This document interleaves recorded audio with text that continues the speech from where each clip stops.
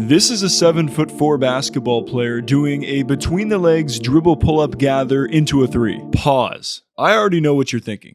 Here we go again with another YouTuber who's about to deliver the same talking points as everyone else about how Victor Wembanyama is an alien on the court and is doing stuff that we have never seen before. Well, let me put your mind at ease and say that sensationalism is not what I'm here for today. Because while the above statement carries some validity in that Wemby is indeed a basketball alien, he has already done things throughout the preseason and in his debut that we literally haven't seen before in an NBA game. I mean, maybe Space Jam, but not the actual NBA.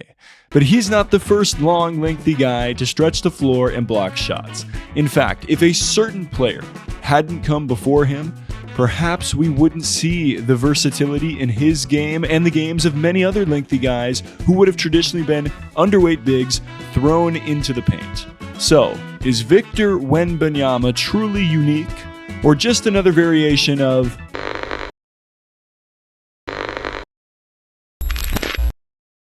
Alright, let's pause for a quick shout out to Rakuten, who is not sponsoring this video by the way. They're just the #1 option for cashback with online shopping. I use Rakuten whether it's through the website or the app every time I shop online, and I have a link in the description down below. Now, I'm completely transparent. This is an affiliate link. I will get credit if you go to this link, but most importantly, you will get credit because when you spend $30, you'll get $30 back, and whatever store that you're shopping at, depending on the cashback that they're giving right now, you'll get that percentage back as well. It's legit. I've used this for years. Think about it like this. Support my channel through the link by buying whatever you want online. It's a pretty good deal, right? Let's get back to the video.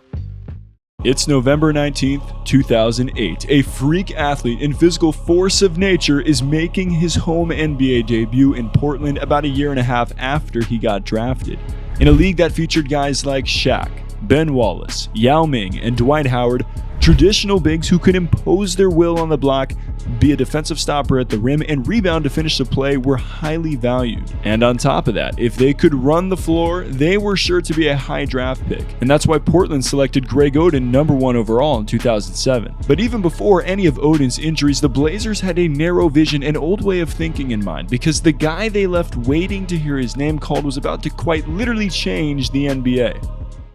It's October 31st, 2007, and a young, lengthy, wiry, and all the other words for thin, small forward fresh out of 1 year at Texas who made a name for himself in the DMV area while in high school was about to realize his dream of playing in the NBA. Why did he go #2, you ask? Well, perhaps he wasn't as prepared for the physicality and rigors of the NBA as a man drafted ahead of him. Maybe it's because Colin Cowherd made a big deal of him not being able to bench 185 in the 2007 Combine. Only one player in the pre-draft camp was unable to bench even 185 pounds. Kevin Durant. Come on. That is embarrassing. Maybe it's because although everyone in the country knew he could score, it's just that we hadn't seen anyone built like him have long sustained success in the NBA. Perhaps you could even call him an alien. Stop it.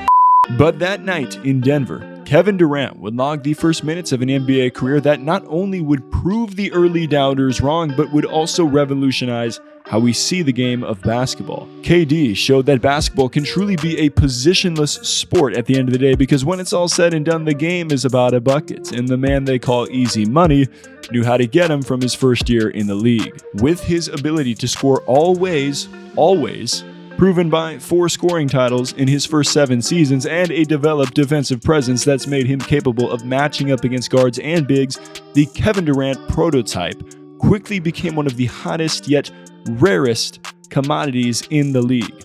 I can't remember the last time there was an NBA draft without at least one player receiving the KD comparison. Every GM and bright basketball mind in front offices across the league know the value of a stretch forward who can do virtually everything on the court. Since 2012, this position, whatever you want to call it, small forward, power forward, point forward, stretch forward, whatever, has been the finals MVP on 10 of the 12 championship teams, making it, in my opinion, the most valuable position in basketball for a little over the past decade. And Kevin Durant was the first legit 7-footer with a 7'5" wingspan that we've seen be able to dominate at the highest level on championship teams and quite literally will his team to victory in playoff games they had no business winning. And to squash this opinion that KD isn't 7 feet with sneakers on, Durant told the Wall Street Journal in 2016, "For me, when I'm talking to women, I'm 7 feet. In basketball circles, I'm 6'9". But really, I've always thought it was cool to say that I'm a 6'9" small forward.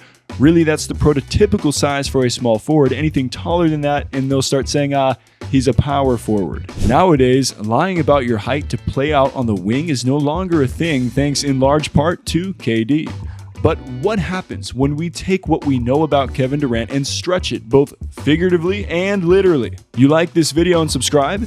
Well, that's not the answer. But that's something you could do that'll help me out a lot. It's October 9th, 2023, and 7'4" Victor Wembanyama is matching up against 7'1" Chet Holmgren in a preseason game. Now, what happens when a guy this tall, who traditionally protects the rim and struggles guarding the perimeter, reaches with an 8-foot wingspan and swipes the ball like this? What happens when that same guy gets beat off the dribble and can still recover and swat it off the glass like this? What happens when that guy puts the moves on from the wing and finishes around another guy who's got a 7'6" wingspan by hanging in the air with a scoop layup a la Michael Jordan and Kobe Bryant? And what happens when those long and lean guys still flex on each other after and one layups? Well, that last one was a joke.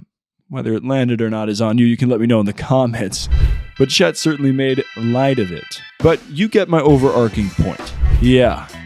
Imagine showing this video to basketball players in the 1960s and saying, yup, this is your defensive assignment tonight out on the wing. Wait a minute. Wait a minute.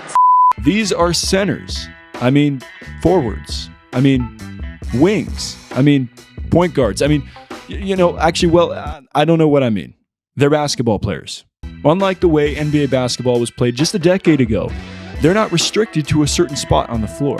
They're not restricted to what they can and can't do with the ball. They're not restricted to spots they can and can't shoot from. They're not told who they can and can't guard. Have we seen them before? Well, certain attributes. Are they the new norm? Wouldn't all GMs like this to be a yes, but no. Will they do things even beyond what we've seen from the guy who started this whole trend? Well, they already have. But in the grand scheme of things, the mark they leave on the game remains to be seen.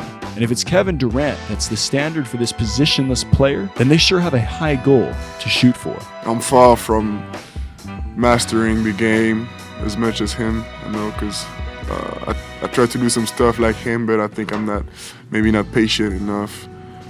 I think I want to go too fast, but he goes to his own pace and goes to his spots. I think I gotta not copy that, but get inspired by that. And I'll be back with another episode of Topic Tackle coming soon. Stay solid, people.